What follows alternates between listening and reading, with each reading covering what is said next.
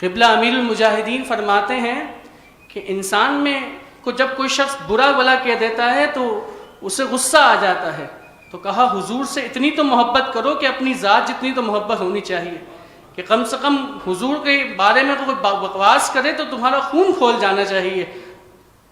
تو یہی حمیت کا درس ہمیں اقبال کی شاعری پہ نظر آتا ہے۔ یہی وجہ ہے کہ قبلہ امیر المجاہدین نے اقبال کی شاعری کو ابلاغ کا ذریعہ بنایا۔ اور وہ کیا درس ہے حمیت کا؟ اقبال جو ہیں وہ اپنے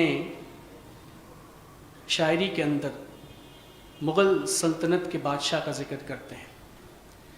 کہتے ہیں کہ مغل سلطنت کا ایک بادشاہ تھا مرزا عبداللہ، اور بڑا ہی ظالم بادشاہ تھا، اور دنیا کو اس نے دین پر ترجیح دے دی تھی۔ عیاشیوں میں اور یعنی میں اپنے آپ کو بھی لگا دیا، قوم کو بھی لگا دیا۔ جب اس کے اوپر غلام قادر روہیلہ حملہ آور ہوا اور روہیلہ نے اس کی آنکھوں کو خنجر سے نکال دیا اور اس کی شہزادیوں سے کہا کہ تم میرے سامنے ناچو، اور پھر کچھ دیر کے لیے وہ ان کے سامنے اپنا خنجر رکھ کے سو گیا۔ ایسا لگا جیسے کہ وہ سو گیا، اٹھ کر کہنے لگا کہ میں تمہارے سامنے جو یہ خنجر رکھ کر سو گیا اس کا مقصد کیا تھا؟ سنیے، اقبال ہمیں حمیت کا درس دے رہے ہیں۔ جس قوم میں غیرت و حمیت باقی نہیں رہتی نا، سب کچھ ہونے کے باوجود بھی وہ کچھ نہیں کر سکتی۔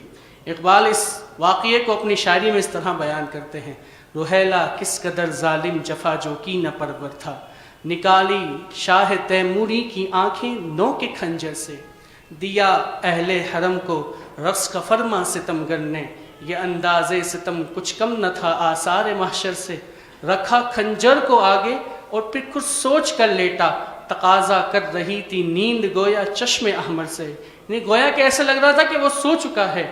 پھر اٹھا اور تیموری حرم سے یوں لگا کہنے، شکایت چاہیے نہ تم کو کچھ اپنے مقدر سے۔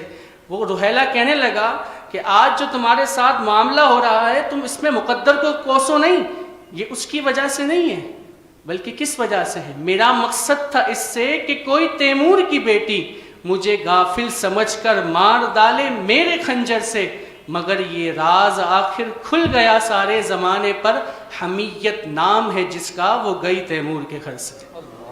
تو اقبال یہ درس دے رہے ہیں کہ یہ غیرت اور حمیت جب انسان میں نکل جائے نا، یہی بات وہ کہتے تھے اپنی تقریر میں کہ تمہارے پاس ایٹم بم بھی ہے، تمہارے پاس ٹینکر بھی ہے، ساری بارودی طاقتیں موجود ہیں، لیکن آج اگر کشمیر آزاد نہیں ہو رہا تو یہی بات ہے کہ حمیت نام ہے جس کا وہ گئی تیمور کے گھر سے۔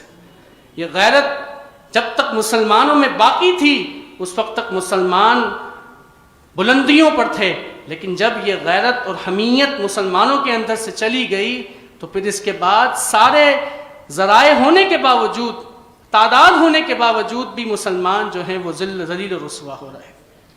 بس یہی وجہ ہے